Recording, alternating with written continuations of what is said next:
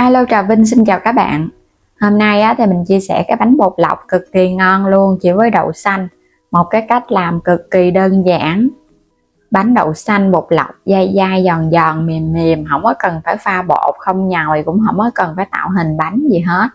Nấu chè làm bánh, món nào cũng hấp dẫn hết. Thì bây giờ mời các bạn mình cùng xem video luôn nha. Trước hết là mình có ngâm 200g đậu xanh khô, sau đó thì mình nấu chín cùng với 600ml nước. Nấu chín xong cho nó hơi khô khô lại, còn nếu lỡ mà nấu nó có nhão thì mình sên nó hơi lâu nha. Rồi mình sẽ thêm vào trong đây 2 muỗng canh đường để bắt đầu mình làm cái phần đậu xanh trước. Dằn thêm chút xíu muối, trộn sơ qua cái là được à. Rồi bây giờ bắt lên, mình nấu nó hơi khô thì mình sẽ thêm vào đây chút xíu nước cốt dừa, nước cốt ép cho nó đặc, nó béo ngon cái phần đậu. Còn không có thì các bạn làm đường muối bình thường nha. Bắt lên trên bếp rồi cái mình sơ nè.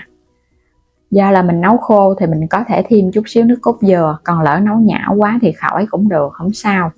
Sên chút xíu để cho đậu xanh của mình nó khô lại, giống như là mình làm nhân bánh vậy đó. Nó phải hơi khô ráo chứ đừng có ẩm quá. Chờ cho nó nguội chút xíu thì bắt đầu mình mới đi vo viên được. Đậu xanh làm xong, nếu mà ăn nhiều thì các bạn làm nhiều nha. Mình cứ vo viên cho nó tròn tròn nhỏ nhỏ vậy nè, gọn gọn thôi. Một cái cách làm bánh với bột lọc, bột năng mà để đơn giản nhất mà mình từng làm luôn nè. Vo viên để qua bên. Mỗi một viên thì khoảng 1 muỗng. Mỗi viên là khoảng muỗng cà phê nhân là vừa rồi. Làm xong thì mình thả qua bên đây có cái dĩa bột năng, cứ để bột năng hơi nhiều nhiều đi ha. Vo viên cái thả qua, vo viên cái thả qua, một chút nữa mình phủ một lớp bột năng làm bột áo. Cứ làm tương tự cho đến hết cái phần đậu xanh, giống như là mình vo nhân vậy đó. Phủ qua một lớp rồi cái mình làm tiếp. Những cái phần đậu xanh mình đã vo viên tròn xong hết rồi nè, phủ cho nó ngập hết bột năng luôn, càng ngập nhiều thì càng dai. Rồi bây giờ các bạn sẽ cho nó qua bên cái rây, mình lọc bớt cái phần bột thừa đi cho nó rớt xuống hết nha, để chút mình luộc cái nước nó không bị lền. Chứ các bạn không có lọc cái bột này nó rớt xuống là chút cho vô trong nước nó lền, nó sệt, nó không chín đậu xanh. Rồi bây giờ mình bắt đầu đi luộc nha. Chuẩn bị cái nồi nước sôi, luộc qua một lần. Nước đã sôi nè, các bạn sẽ thả vô từ từ cho nó đừng có bị dính cục lại á. Cái mình luộc sơ qua cho nó áo một lớp bột năng. Đẩy nhẹ nhẹ cái nha, cho cái lớp bột này nó trong lại cái là được à. Nó không có bị rớt ra, nó bám chặt vào trong đậu xanh. Đây là một bước đầu tiên. Mình phủ bột một lần. Rồi, đẩy sơ qua cái là vớt lên được rồi ha. Bây giờ mình sẽ cho nó vô, mình phủ thêm một lần bột năng nữa. Còn các bạn thích dai nhiều hay dai ít thì cái lúc này mình có thể làm nha. Mình phủ đây là 2 lần bột năng rồi nè. Cũng có thể làm 3 lần hoặc 4 lần. Cứ mỗi một lần các bạn trụng sơ qua nước sôi, xong rồi cái vớt lên, cái mình thả vào bột năng tiếp. Nhớ là phải áo thiệt là nhiều bột thì nó mới có độ dai. Đó, mình áo thiệt là nhiều vậy nè, cho nó phủ hết cái viên đậu xanh luôn á. Rồi mới lấy nó lên cái rây, lọc nó lại. Cứ làm tương tự 2 lần hoặc là 3 lần tùy ý à. Rồi cái cho nó vô trong nước sôi trở lại nha. Nước sôi mà có lên quá thì các bạn đổ bỏ đi, mình nấu nước khác. Rồi cũng đẩy nhẹ nhẹ. Các bạn để lửa vừa vừa thôi. Mình sẽ nấu cho cái viên đậu xanh này nó chín. Còn thích nó dai nhiều nữa thì áo thêm lần 3. Đây là đúng cái bánh bột lọc luôn các bạn, mình áo 3 lần bột rồi đó. Rồi vậy là xong rồi đó. Nấu cho nó sôi bùng lên trở lại nữa rồi vớt ra được rồi. 3 lần bột áo. Viên đậu xanh nó bắt đầu nó trong rồi nè. Mình vớt ra. Và nhớ là cái bước cuối cùng các bạn phải nấu cho nó trong bột luôn nha, nó mới chín bột. Đây sẵn sàng một cái dĩa bánh bột lọc đậu xanh mà không có cần phải nhồi bột gì hết á. Bây giờ mình đi cho vào đây 400ml nước cốt dừa để thắng nước cốt ăn cùng. Thêm vào đây 3 muỗng canh đường nữa nha. Chút xíu muối. 1 muỗng canh bột năng hoặc là bột gạo.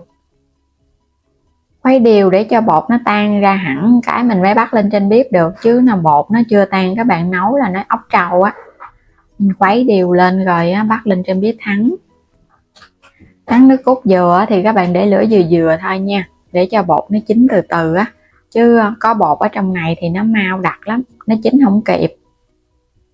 Khuấy chút xíu là bắt đầu nó sệt sệt lại khoảng 5 đến 10 phút nó mới chín. Mình sẽ thêm hành lá sắc nhỏ vô, ăn cùng này nó mới thơm ngon. Rồi khuấy khi nào mà thấy nó sệt sệt vậy là được rồi ha, cho hành lá vô nó dậy mùi thơm quá chừng luôn. Nước cốt đang nóng, chan lên trên cái bánh cho nó ngập ngập nó mới ngon. Nước cốt dừa với hành lá ăn kèm với bánh bột lọc đậu xanh. Còn nếu nấu chè thì các bạn làm vậy xong rồi cái mình cho vô nước cốt dừa mình nấu chè cũng ngon luôn, nhưng mà làm bánh thì ngon hơn á. Nó dai dai nè, ở trong á thì nó bùi bùi béo béo từ đậu xanh. Những cái viên thì nó tròn trịa, chan nước cốt dừa ướt ướt lên ăn nó mới ngon. Dù là các bạn ngâm ở trong nước cốt dừa cả ngày nó cũng không có bị mềm đâu, nó cũng không tan rã nữa, nó vẫn dai và nó tạo hình cũng còn tròn vậy luôn. Thấy là đã hấp dẫn lắm rồi đó. Món nào mà có nước cốt dừa là nó ngon nè. Các bạn làm thử cái món này nha, chỉ với bột năng và đậu xanh, hai nguyên liệu kết hợp thôi để ra được cái món bánh bột lọc ngon hết sảy, mà không có cần phải tốn công mà mình nhồi bột rồi cái mình phải cán bánh nữa. Tròn tròn nè, béo béo, thơm thơm, dai dai, mềm mềm, bùi bùi, và có thêm cái nước cốt hành lá đó, ăn vô rất là đặc biệt luôn. Nếu mà có đậu xanh sẵn ở nhà thì các bạn cứ thử ha, ngon lắm, ngon hết sảy luôn.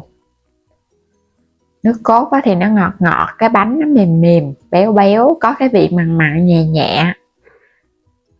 Ở bên trong thì nó bùi bùi, nhưng mà nó sẽ không có bị bở nha, nó dai mà nó dai mềm, dai, cái độ dai cũng rất là vừa ăn, dù là người lớn tuổi cũng ăn được cái món bánh này luôn. Và bây giờ cảm ơn các bạn đã luôn theo dõi ủng hộ kênh, vui lòng đăng ký Alo Trà Vinh và Alo Trà Vinh 2 ủng hộ mình với nha. Và mời các bạn bấm vào góc trái video xem sản phẩm, lựa chọn mua ủng hộ mình, hoặc là bấm vào ảnh kênh chuyển đến cửa hàng, lựa chọn mua ủng hộ mình với ha. Xin chào tạm biệt, hẹn gặp lại các bạn ở những video tiếp theo.